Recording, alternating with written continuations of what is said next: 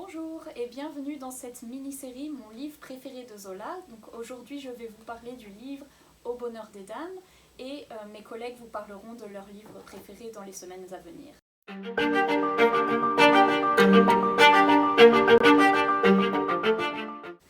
Alors, Au bonheur des dames a été publié en 1883 et fait partie de la série Les Rougon-Macquart.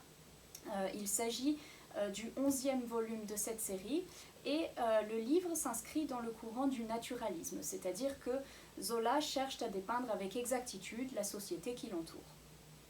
Dans ce livre, Zola s'intéresse à l'essor du capitalisme et de la société de consommation. Il décrit l'arrivée des grands magasins et la ruine du petit commerce, et aujourd'hui nous connaissons bien ce phénomène. Si nous pensons par exemple aux magasins tels que La Baie ou les Galeries Lafayette, donc ces grands magasins qui sont très pratiques pour le client parce qu'on y trouve tout, parfums, bijoux, vêtements à des prix très compétitifs, mais la réalité est moins glorieuse pour les employés, les fournisseurs ou les petits commerçants qui subissent eux de plein fouet la nécessité des prix bas. Alors, Au bonheur des dames décrit ce phénomène de façon romancée, donc le début de ce commerce de masse, qui ciblait au départ uniquement la petite et la moyenne bourgeoisie. Si vous ne connaissez pas encore le livre, vous avez peut-être une idée de l'univers qu'il dépeint, puisque vous avez peut-être vu les séries sur Netflix, Paradise ou Mr. Selfridge, qui s'inspirent en fait directement du livre. D'ailleurs, dans les séries, le livre est mentionné au tout début.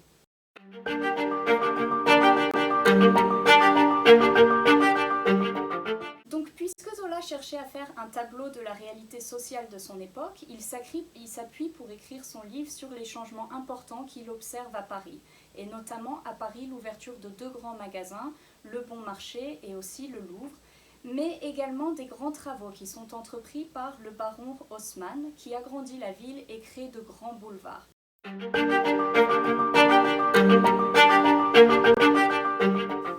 Alors dans le roman, Au bonheur des dames, qui représente un grand magasin qui ne cesse de s'agrandir, le patron, M. Mouret, achète puis détruit les immeubles alentours.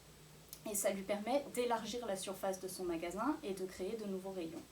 Mouret reçoit d'ailleurs le financement d'un baron, le baron Hartmann, dans le livre, et qui semble donc être un clin d'œil au véritable baron, le baron Haussmann. Alors, de quoi parle le livre ? Eh bien, il relate le parcours initiatique de Denise. C'est une jeune femme qui arrive de la province avec ses deux petits frères pour s'installer à Paris. Et Denise est pauvre, elle arrive sans un sou en poche et trouve rapidement une place de vendeuse, devinez où, dans le magasin Le Bonheur des Dames. Alors, elle n'est pas accoutumée à la vie parisienne, elle paraît peu habile, mal habillée, mal peignée, et elle devient immédiatement le souffre-douleur de ses collègues qui vont jusqu'à la faire renvoyer.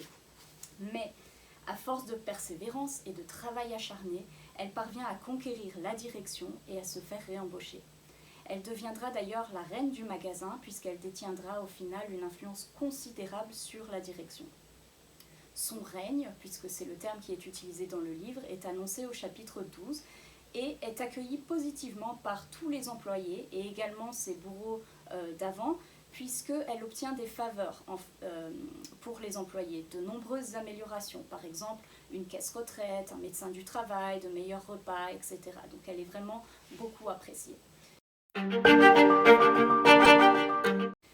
Tout au long du roman, Denise doit résister aux avances de son patron, M. Mouret, qui est présenté lui comme un véritable coureur de jupons auquel aucune femme ne peut résister et qui l'abandonne une fois ses caprices terminés.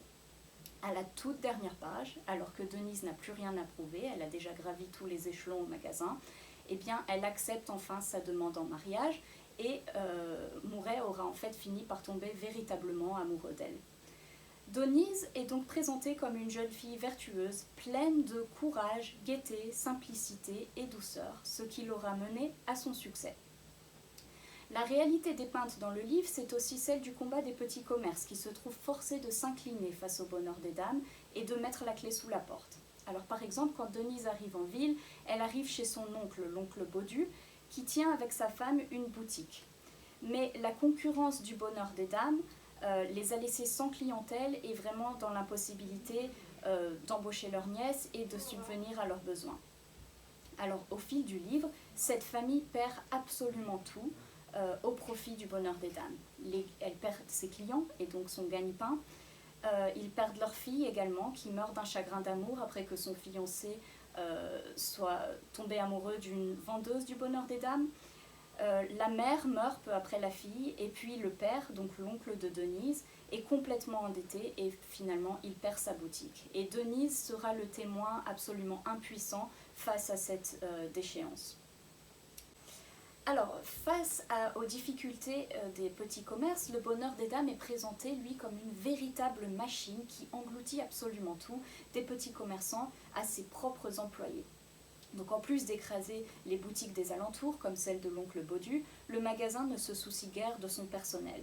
Le livre raconte par exemple les longues journées de travail de 13 heures, les repas peu appétissants qui sont offerts à la cantine, mais auxquels il faut ajouter un supplément si on veut un café. Il raconte aussi le renvoi non justifié de beaucoup de personnel durant la saison creuse et l'ambiance de terreur qui règne vraiment durant cette période, puisque le moindre écart justifie un renvoi. Petit retard, parole de travers, etc. Alors, bien entendu, dans cette machine, il y a un moteur, et ce moteur, ce sont les clientes. Nous rencontrons ainsi au cours du roman Henriette Desforges, qui est la maîtresse du patron, ou encore Madame Marty, qui est la femme d'un instituteur qui dépense tout le salaire de son mari dans les soies et tissus du bonheur des dames. Alors ces femmes de la bourgeoisie sont présentées comme étant très superficielles, dépensières et qui ne peuvent résister aux dernières tentations de la mode. Le directeur, M. Mouret, joue sur ces faiblesses en ciblant justement ces femmes telles des proies qui lui permettent d'accroître son profit personnel. Alors résumons donc. Le bonheur des dames est un grand magasin dirigé par M. Mouret. Denise est une jeune femme pauvre qui est arrivée à Paris et qui fait ses débuts en tant que vendeuse et finira par influencer les décisions de la direction au profit des employés et également par épouser le patron. Les thématiques abordées sont donc celles de la consommation de masse, l'extinction du petit commerce et les abus du capitalisme.